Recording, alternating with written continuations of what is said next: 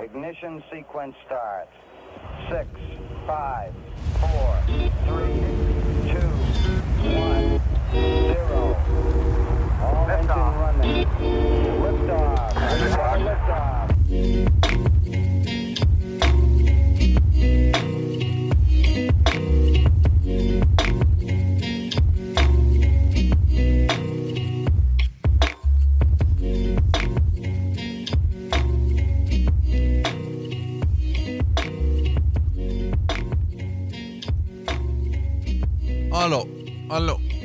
Hello, what is up, family? You know the deal. This is Hunter Klein bringing you this week's episode of Interplanetary Monkeys, episode number 50, episode 50. 50 straight weeks, guys. It feels so damn good.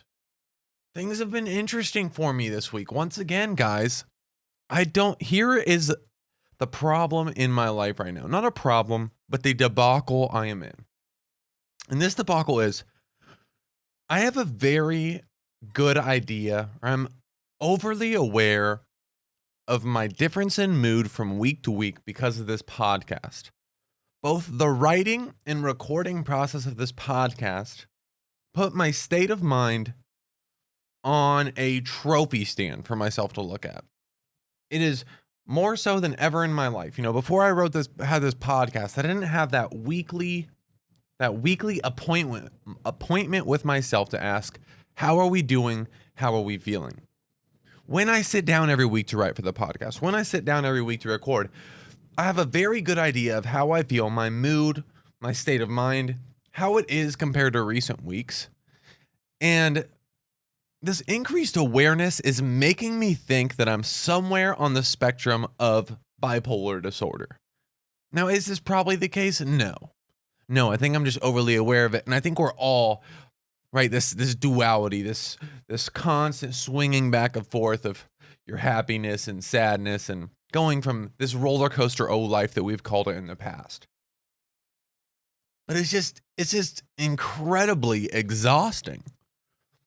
This Friday, or this last Friday, around 3 days ago, I didn't feel like recording for the podcast, which is all right. I don't want to record that early anyway. But Saturday, Sunday, I was just waiting to feel good, to get out of this little rut I was in. I'm feeling pretty good right now. And we did get out of that rut somewhat. But it's just so interesting being so aware of my state of mood and where on the roller coaster of life I'm exactly at all the time. And I think that using the word spectrum here is very important, because as humans, we like to put things in boxes, into yeses or nos. But mental disorders, depression, bipolar, anxiety, these things are not yes or no answers. Your doctor will tell you, yes, you have severe anxiety, or yes, you are bipolar. But in reality, you're somewhere on a spectrum. And you can imagine the spectrum as a slider. 1 to 100, 1 to 1,000. Maybe you're 64. Maybe your mom is a 76. My point in saying that is, I don't think that I need medication for my bipolar disorder. Hell, I might be even better than most of you listening to this podcast. But what I will say is that I am far from one on that spectrum. I am far from perfect in regards to mood stability and all things that might encompass.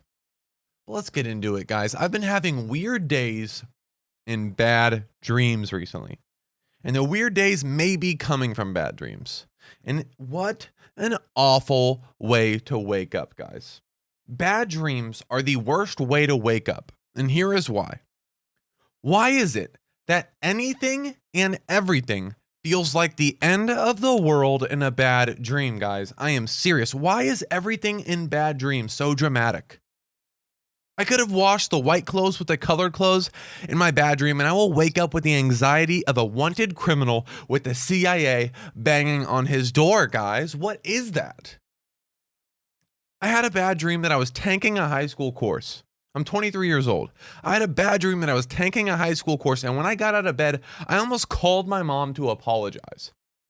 It was terrible. I've been waking up so rattled from these types of dreams. I don't know what my job is. I don't know what state I'm in. I don't know if I'm in high school or graduate school. It's been so wild that I'm out of commission. On these days that these bad dreams happen, I'm out of commission for the first 1 to 2 hours of the morning because I don't know up from down. I don't know what's going on. And I have this anxiety just like sneaking up on me. That's just like present in the back of my mind. It's like, you should be worrying about something right now. You should be stressed out, right? Last night you put a cup in with the plates in the cabinet. Like in your dream, you wash the colored with the whites. It's just so weird, guys.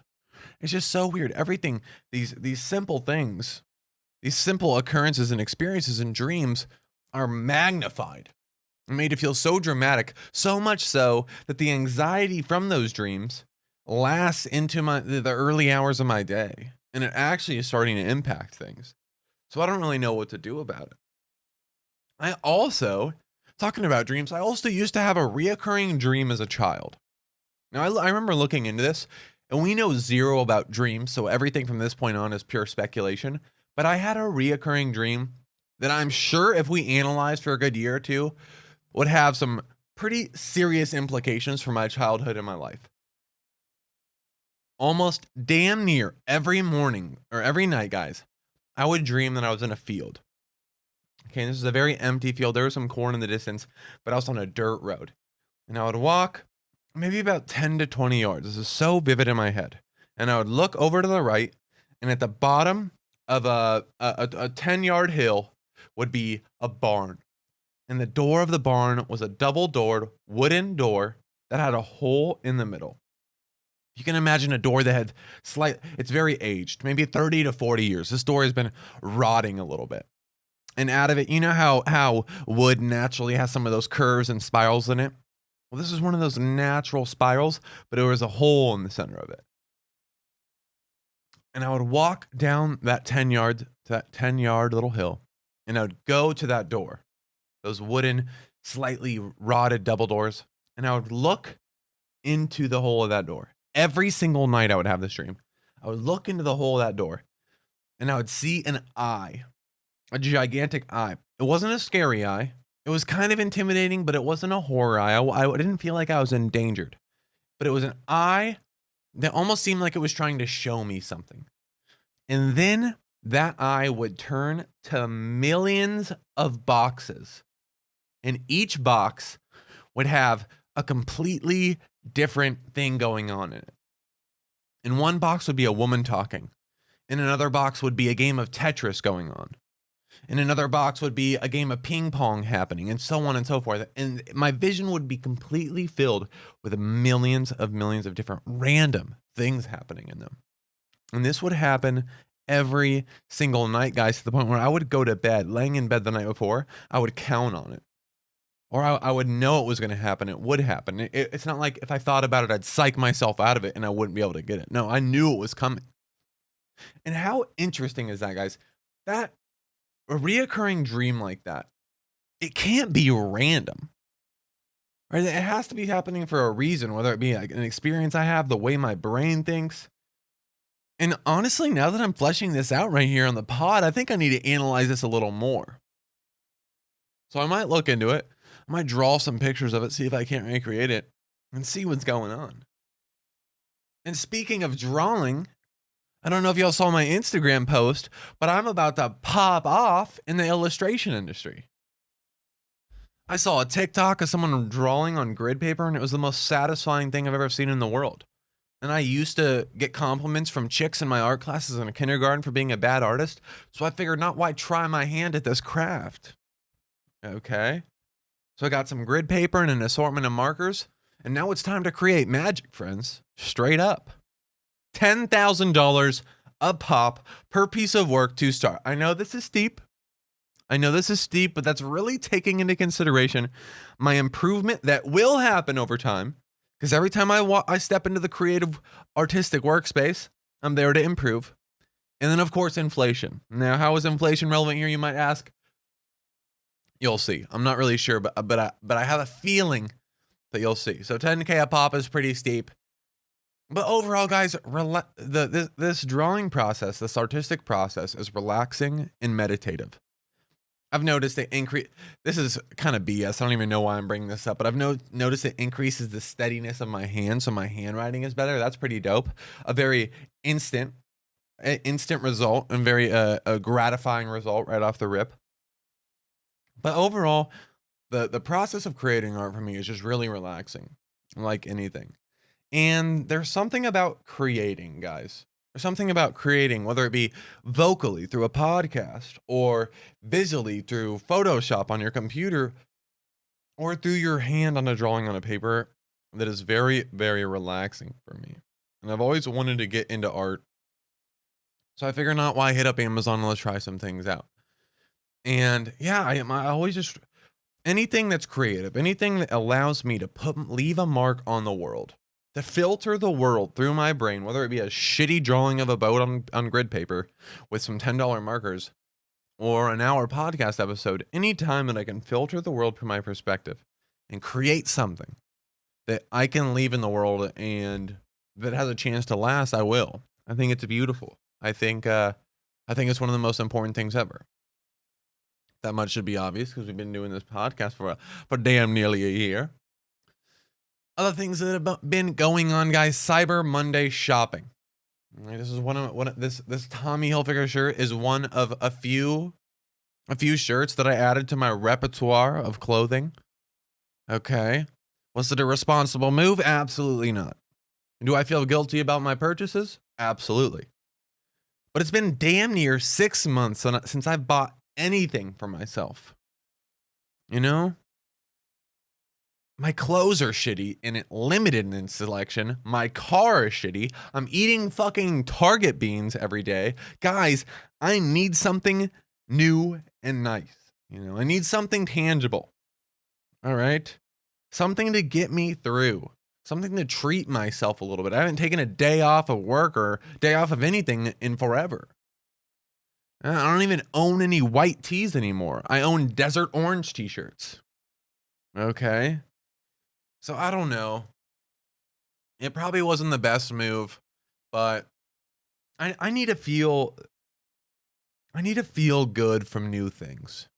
You know, I try not to get caught up in material stuff and kind of follow suit of what happens here in this area of Arizona where I live, this Scottsdale high class area. I try not to fall into the let's buy nice boxes of metal with the letters BMW on it so other people think we feel good about ourselves, or let's buy cloth with certain logos or letters on it to let people know that we are successful.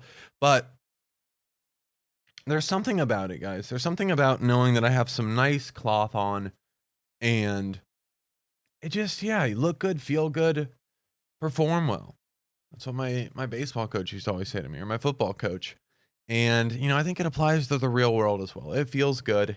And, you know, we've been working hard. Why not play our hand at some online cyber deals? Okay, speaking of nice things, getting nice things, figuring out what to do with nice things, I need help. At 23 years old, as a 23-year-old male, one of my biggest challenges with life right now in the arena of forming a community and bringing other people into my life in a new state. One of my biggest challenges is figuring out what to do with cool and attractive women. I'm very serious. There's two options when you meet a cool and attractive woman. You can either A, play the let's see where we can take this card. Let the testosterone take control and use it as a chase, right? See how far you can get it. See if you want to go down the relationship path. See how far you can push things. Or option two, you can purely appreciate them as a good human and make them a part of your squad. Now keep in mind, I've been talking about this quite frequently in the past weeks. I need a squad. I need a weekend crew. The problem with this is I'm really, really picky about the people I hang out with. Okay, you need to bring something to the table. Curiosity, motivation, hard work, something. And I'm not trying to mob with average Joes. I'm trying to mob with champions. So it's really important for me, when I meet a really cool, good-minded, well-headed woman that is attractive, that's a serious option for me. Okay. This has been a huge problem for me because my testosterone wants to take over. Okay. My 23-year-old testosterone-filled monkey body wants to take every cool and attractive woman I meet and try to play my hand at dating, relationships, see where it can go, see if it works. I just don't know if that's the move, guys. You men out there know the squad value that a chill, good-looking woman can bring to the table for any and every setting. Specifically, let's give a weekend night out with the gang as an example. Do you know how much less of a creep you look like going out on the weekends with a couple extra girls in your gang rather than 4 horny dudes walking around that look like their dads own boats, dressed like their dad owns boats? Do you know the difference between that look, those 4 dudes dressed like frat boys, compared to those 4 dudes with 3, 4, 5 attractive women with them? It's more approachable, guys. I can't put the value in words of having intelligent, cool, attractive women to mob around with your gang that you can call a friend or a homie. Okay? So I almost feel like my testosterone, my 23-year-old monkey body is inhibiting me from giving my community, my squad, some valuable assets that it needs. Okay, I really think that's it. And another problem, it's hard to turn back. Okay, when you reach this fork in the road, do I want to try to go for a relationship with you, or do I want to bring you on as a lifelong friend? You can't turn back, really. Right? If you shoot your shot and things don't work out, it's hard to pull back, come back to that fork in the road and say, nah, you can just join the squad and we can hang out. All right? Because those remnants of feelings is there. Those memories of making out and making love, if that's how far you took it, are still there. So personally, that's just not a route for me. It's hard to go that route. Maybe it is. But right now, this doesn't feel like it is in some specific cases. So what's the problem? It's a big choice that might not seem that big in the moment that you can't really go back on. And I think it's while there are a lot of beautiful people in the world, the role of luck kind of makes finding genuine, kind-hearted, intelligent women with good intentions that are beautiful, makes them a rare gem to find. And that's why I'm putting so much value, and that's why I'm talking about, this choice. What do you do with those type of women?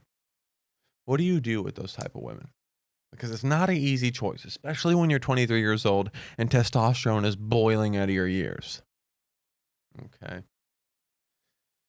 One of the biggest things in my life right now that I do not like, one of the biggest lenses I would say I see through the world, or one of the biggest things I notice in the world or I'm looking for in the world, is the role of luck in life. I pay attention to it so much in my day-to-day living. Okay. And I used to not think luck was existent, right? That's the beautiful picture we all want to paint out, right? Let's be before I get into this, I don't want this to be taken the wrong way. I believe that there are aspects of life that are not based off luck, that hard work does lead to opportunities and so on. But you would be stupid, you would be ignorant to admit that there is not a giant named luck that does some gatekeeping on the way to success. Okay, and this is very, very obvious in my life right now. For example, I work 3 jobs. I have a podcast. I am constantly improving. I'm constantly working on my body. I'm constantly making sure that I work harder than the people I'm working with, or work as hard as.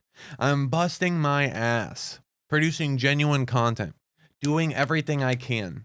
Right now, guys, to be honest with you, I'm at a point in my life where there's not much more I can do. Right? From the moment I wake, from the moment I go to bed, I'm checking boxes off of my to-do list, and I am doing everything I need to end the day a better person than I woke up, with no results. Of course, there are some slight changes in my body, my physique.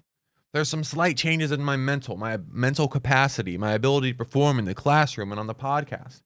But these things are not tangible. They're happening behind the scenes. I feel stuck. I feel like I'm in a spot in my life where I need to wait to get lucky. And I think this is where the role of luck comes into life. Okay. Working hard and busting your ass gives you 100% gives you a better chance to get lucky. And I think luck is a very, very important thing you need to, quote, make it in this world. For example, a type of luck that I would need right now. Something I've been thinking about doing is printing off little pamphlets or little 4x4 inch sheets of interplanetary monkey ads. And I'm thinking that I get around 1,000 of these in a stack. And anytime I'm around a parking lot, I will put these ads under the windshield wipers of cars, just so we can, find a way of advertising, right? Getting the podcast in front of more people's eyes, like giving people more of a chance, getting more people a chance to listen to the podcast and see if it's for them. Now, I live in the Scottsdale area. Imagine one evening that I happen to stop by a parking lot in North Scottsdale and put down 100 flyers. What if one of those cars was Larry Fitzgerald's car? And what if Larry Fitzgerald just happened to listen to the podcast? He's like, holy shit, this person still does pamphlets in 2020? They do pamphlet ads in 2020? What the fuck? Let's check this podcast out. He goes into the podcast. I'm not overwhelmingly good, right? I haven't been doing this for 10 years, but something I'm talking about in the podcast really relates to Larry. Maybe that there's a joke in the podcast that he thought was hilarious, or maybe there was a comment about women that he relates to so much because last week he met a woman that he decided to try to have a relationship with, but it didn't go well, and now he fucking wishes they were friends. What if Larry relates to it so much and he posts the podcast on his Facebook and says, check out Interplanetary Monkeys with Hunter Klein? That is luck. All right? It's not lucky that I started a GoFundMe to get podcast equipment. It's not lucky that I spent 50 straight weeks, worked 10 hours every week to make the podcast happen, and busted my ass to make sure it was the best content I could produce. There's a lot of not lucky aspects of it, but the thing that makes the difference at the end, the thing that really breaks this project through or breaks us through, is the luck in that moment with Larry Fitzgerald and him deciding or him relating this podcast.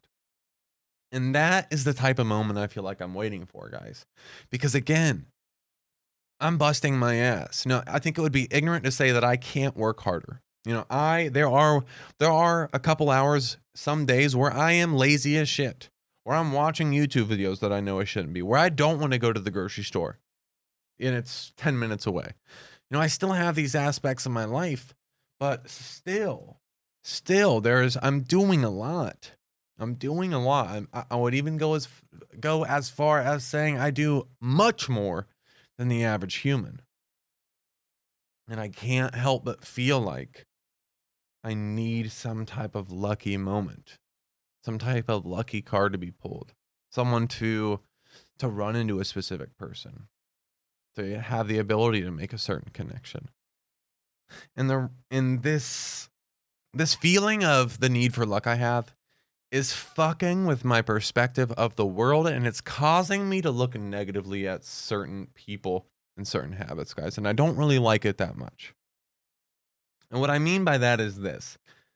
I see a lot of very wealthy people, okay? I see a lot of very wealthy people day to day, whether it be at work or driving in the Scottsdale area or running into someone on the sidewalk.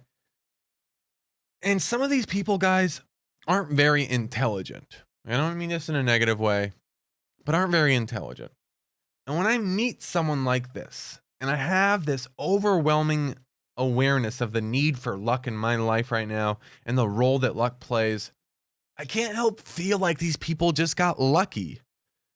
And I don't think it's right. I think it's kind of shitty.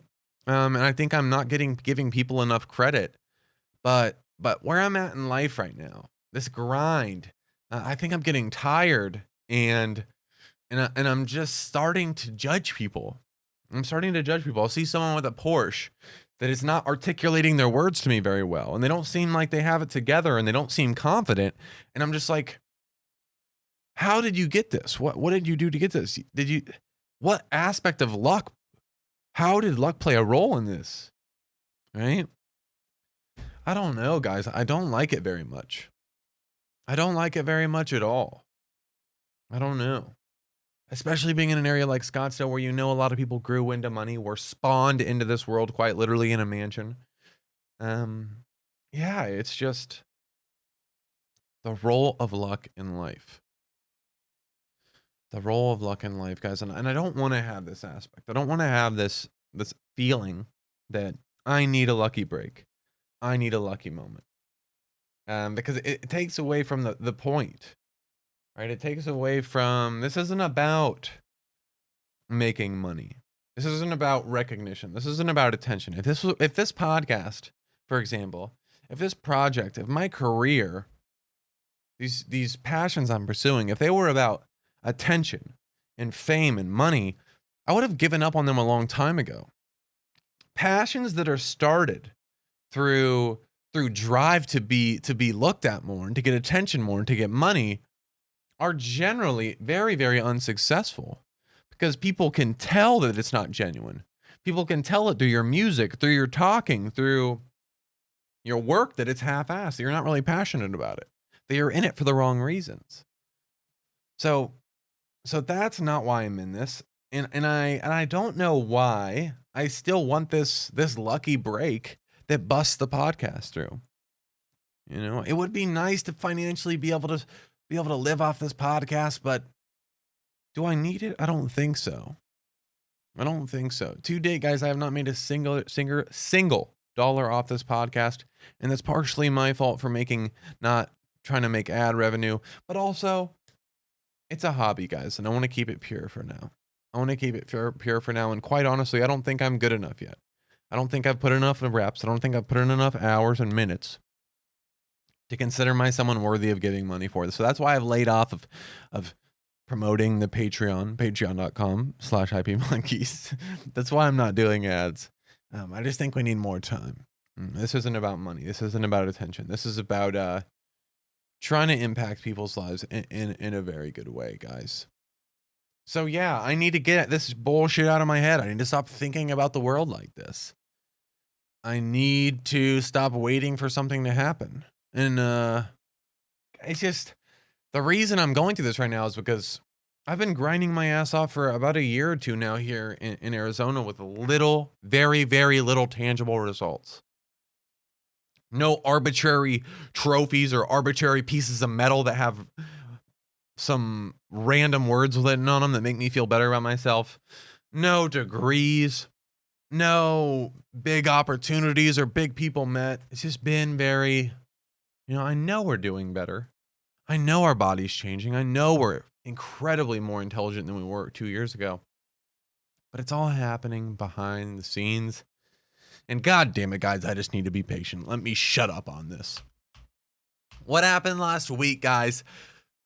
It would be a disservice if we didn't talk about the Jake Paul versus Nate Robinson fight. Whether you are a boxing fan or someone who couldn't care less about combat sports, it was unforgettable and a pretty interesting spectacle to watch.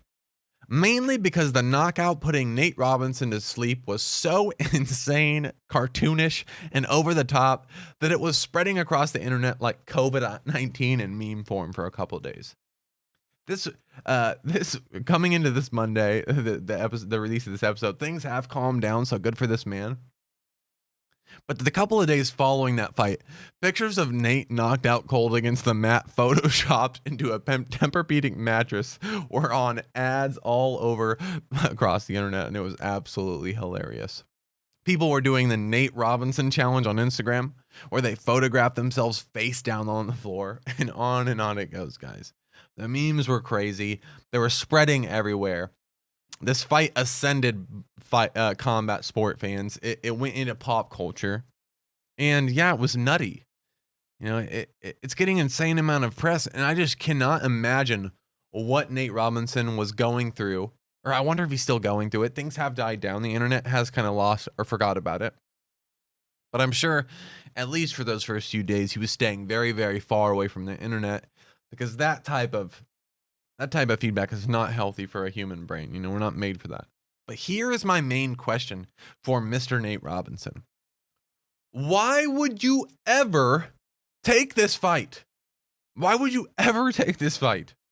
As a wealthy ex-NBA All-Star with an amazing legacy to your name, Nate Robinson, one of the most athletic basketball players to ever step on a court.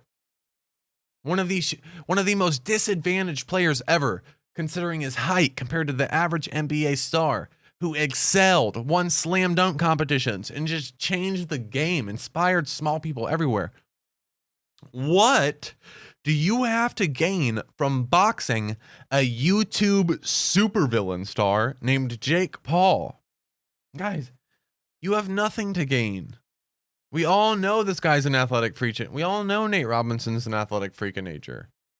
He had everything to lose going into this fight, guys. I'm so confused why he put himself in this position.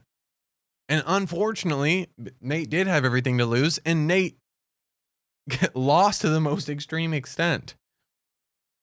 He was defamated on the internet. He had people trying to defend him and getting mad that the internet was attacking him.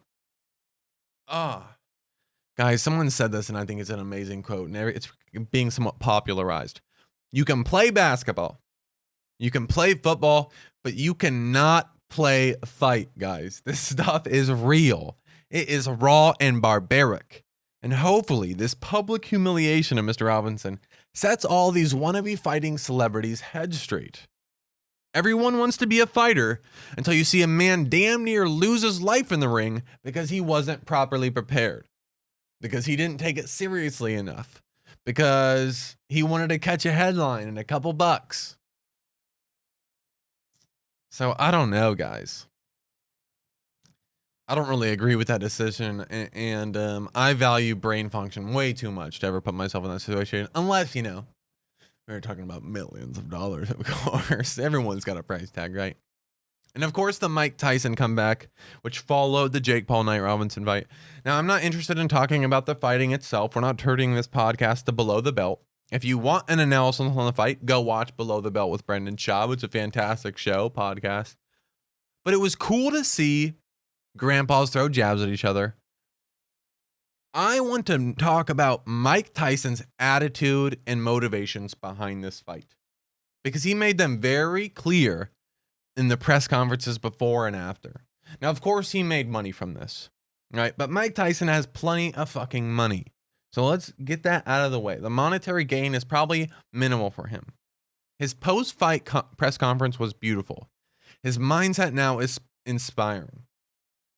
People would ask him, you know, back in the day, you used to celebrate with women and drugs, and, you know, how is it being older and coming off a fight like this? How are you going to celebrate? And he just kept using the term humanitarian. And at one point he says, screw the cars, the women, and the orgies. Helping the less advantaged is what gets him out of bed these days. And he's very passionate when he said this stuff, guys. It was very true. He's like, I'm going to do more fights, not for the money, but for helping people. He's like, that's what it's all about. You know, money doesn't do it for me anymore. And he was just saying this over and over again, guys. And it was extremely inspiring. And I really respect the man for it. You know, Mike Tyson might not be the most articulate leader ever or you know, great ever, but I think his intentions are pure, and it's really interesting I think it's really beautiful to see a man like that was on top of the world, that had damn near everything you could ask for, everything that we imagine in our fantasy worlds of perfection: money, attention from the opposite sex, relationships. And it didn't do it for him. And he constantly talks about how, what really matters is helping people out and love and all these things. So I find value in hearing that perspective. One thing that came to my mind last week was this idea of the risk associated with speaking your mind, of having a platform where you express yourself, just like this podcast right here, just like we've been doing for 50 weeks. This became very relevant this last week as I look to bring on a producer to the podcast, someone to work the computer while I talk so I can chill out a little bit during the episodes and not have to run all this equipment, right? I think it would open up a lot of more creativity for me. It would allow me to do more. It would allow me to, I think it would add another aspect of the podcast. So I'm looking for a producer and I'm talking to different people.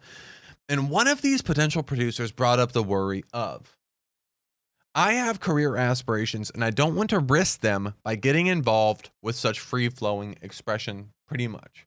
Right? There's risk associated with this. I don't know if I can get involved. I want to be a businessman, and you know how it is these days. This is kind of what he's saying to me. Now, I want to make it clear that I don't agree with this attitude. To be honest, it comes off to me as a bit depressing. Shut your mouth, keep your opinions to yourself, and sit at your desk, or you're fired. I think that's bullshit, and obviously I do, or I wouldn't have this podcast. And especially a podcast where I don't really hold anything back. My point is that before talking to this potential producer, I had never even considered this to be a thought. I don't think in this way. It's hard for me to even wrap my head around this perspective.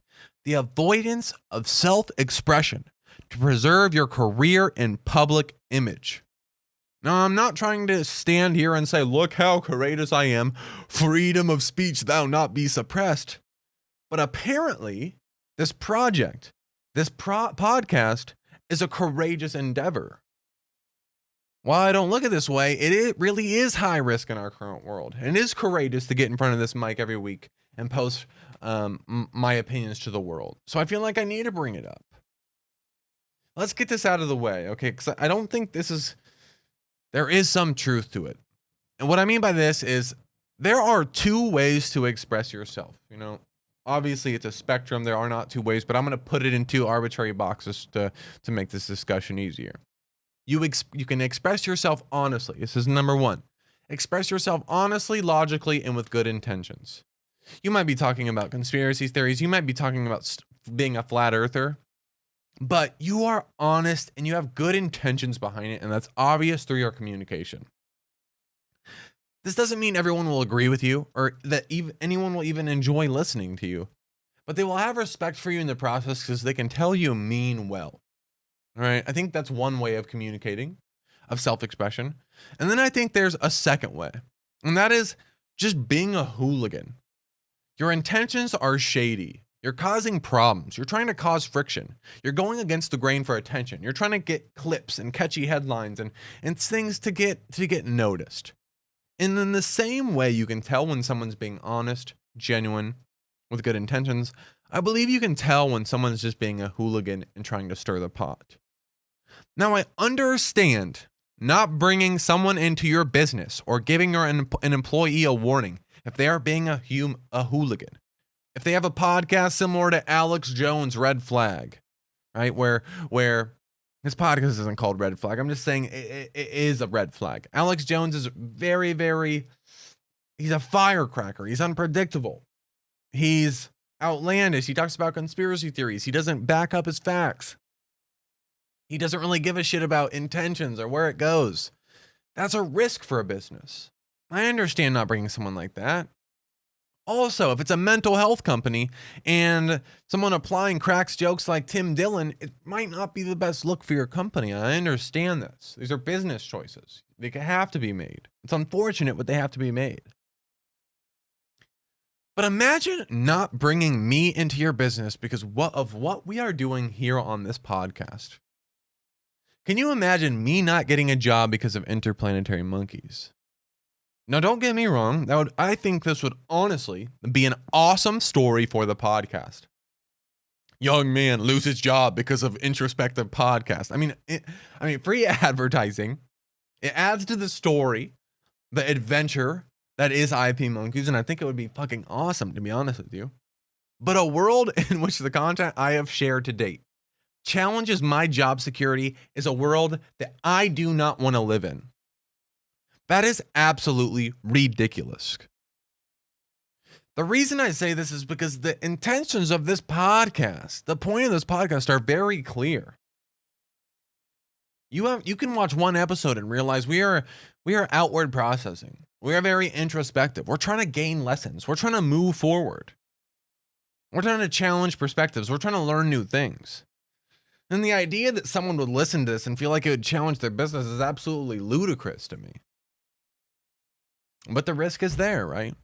With all of the news and cancel culture, people feel like they are walking on thin ice when it comes to speaking their mind.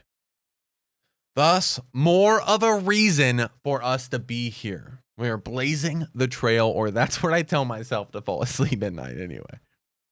The point here is this, guys. Yeah, maybe don't make a podcast about your love of murder, sex, and drugs if you want to become an elementary school teacher. But also, do not let the world of 2020 bog you down too much. Don't let it thwart fun or opportunities or passions you want to pursue. Don't let these Twitter warriors push you into a cave of silence. Because remember, we are, us humans, me and you, we are balls of flesh and water that squish around this planet, a planet that is, in the perspective of the universe, a small piece of dust.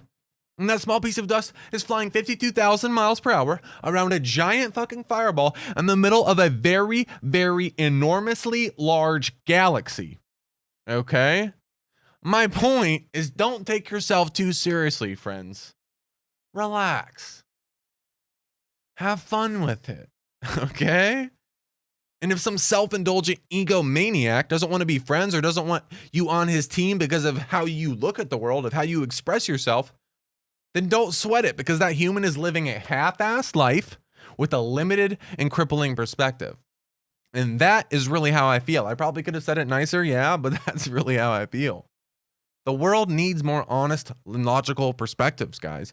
And this bad boy is too short, too unique to make decisions, to base your decisions, the passions you pursue, on the perspectives of other people, guys.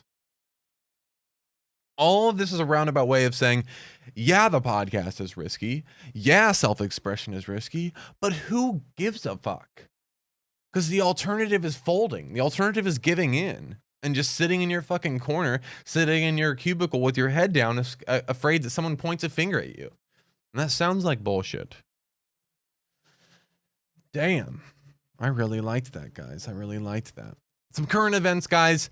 I hate looking at news. I'm going to be honest with you guys. I'm trying to add a current events portion of the podcast, but I hate looking at news. It's so boring. Okay. But some cool things I found. A 70-year-old woman was arrested in Sweden for keeping her 41-year-old son captive for 28 years. What? He was found by a relative who visited the home after the woman was taken to the hospital. This grown man was lying on the kitchen floor with a blanket, no teeth, covered in sores, barely able to walk after being held captive for damn near 3 decades by his mom. And there's motherfuckers in this world saying that luck is not a factor in life. Luck is not a factor. Let's talk about losing the genetic lottery. Imagine being spawned into this world by this demonic Swedish woman. Okay, apparently since then, the woman has been released because the male says that he could have left if he wanted to, but I don't buy it, guys. I think he's sticking up for his mom. I think it's one of those weird horror drama movies where the guy's getting tortured and held captive and abused by his mom, but he still wildly, awkwardly loves her. And it's just some weird conflict. Bottom line, whether or not this guy's being held captive, he lost the genetic lottery. And I'm very thankful for the world that I was spawned, or the family that I was spawned into. Also, the governor of California decided to shut everything back down. Tucson here in Arizona decided to shut everything back down. Guys, I'm not sweating it too much. The vaccines are coming right around the corner, and we should be golden.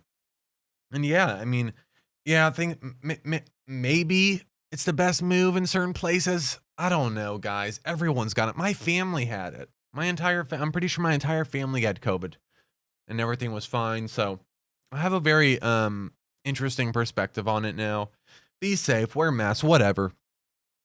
Take care of yourselves, and let's try not to cause too much havoc, create too much friction, and let's just get to a point where we have vaccines, guys. Right? So we can get back to normal. That sounds fucking awesome.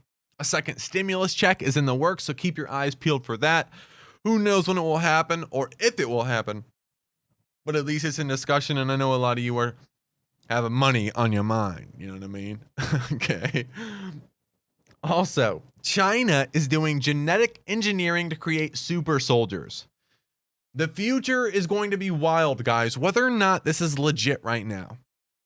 I highly doubt China has super soldiers on deck in a factory ready to get shipped out to the next world war, but it is serious, guys. Some U.S. intelligence has said that China is using CRISPR, genetic engineering, to go into the code of life, the DNA that makes you who you are, and making you the greatest weapon you can possibly be as a human being. And it's nuts, guys. It's absolutely nuts. The story went live December 3rd at 3:30 p.m. It was on NBC News. You guys can check that out. I don't suspect there's any biases because it really doesn't serve any political side. So yeah, China's apparently making super soldiers. But again, guys, I don't want to go through these news stories too much. It's not the most entertaining thing ever. Lastly, guys, I went through my journals. Okay, for the last 2 years, around 2 years ago, I started journaling every single day. Mainly my checklists of my responsibilities that need to be taken care of because it increases my efficiency. But also, I started writing blurbs to myself. Work harder.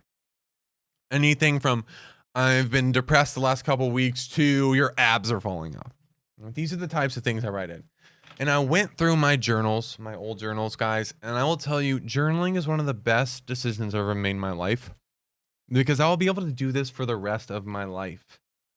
For the rest of my life, I'll be able to look at each individual days of my early 20s and see exactly how I was feeling that day.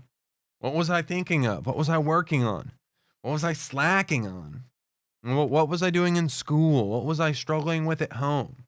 Where was the podcast at in this?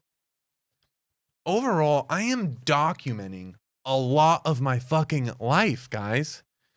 I'm putting pretty much every single emotion I have into this podcast, wearing my heart on my sleeve. I have anything that I decide not to share on the podcast in a journal. It's going to be a very interesting time for me in the next 10, 15 years. And I think I'm going to have a lot of valuable content for not only myself, but maybe even the podcast community and so on. Because damn well, if you don't, now you do, that we're going to be doing this for a long fucking time. We're at 50 minutes right now, y'all.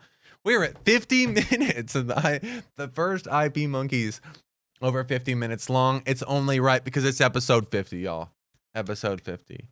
If you guys are still listening to this podcast, if you're here, it seriously means the world to me. This podcast is one of the most important things in my life right now. It's a staple. It's something I can count on every week. It brings like-minded individuals around me. We're building a community of people who want to get better, who want to improve. And it's added so much purpose to my life, guys. A lot of us in this generation say we want to make an impact. Right? We want to make an impact. What do you want to do when you're older? I want to make an impact. And while we don't know what that means, this is that for me. It may not be the largest podcast there. We don't have hundreds of thousands of downloads every week. But we do have people that are getting better. And I really think that's what it's all about, guys. And I'm enjoying it more than ever. Some weeks I feel like shit. But it never fails to make me feel good. It never fails to change a week, to change a month from you guys DMing or letting me know or calling in or just saying you enjoyed an episode. It means the world to me. And this is only the beginning. All right, this is only the beginning. I feel like I'm just getting started. I feel like I'm still shit at this. I feel like I still have improvement to do. And yeah, always and forever up, looking for improvement. And that's the only way to do it, family. That's the only goddamn way to do it. The Interplanetary Monkeys phone number is 602-892-4371. If you guys want to call in, get involved, give me your thoughts on anything. Literally anything, guys. Give me your thoughts on cleaning carpets or the universe. I really don't give a shit. Call in, give your perspective, spice things up a little bit. I want to know who's listening to the podcast, and I want to interact with you guys. Again, that number is 602-892-4371. Call in. Be careful. Don't be careful. Be aware that I am not going to answer the phone. This is not live. I'm getting a lot of calls from people, but no voicemail.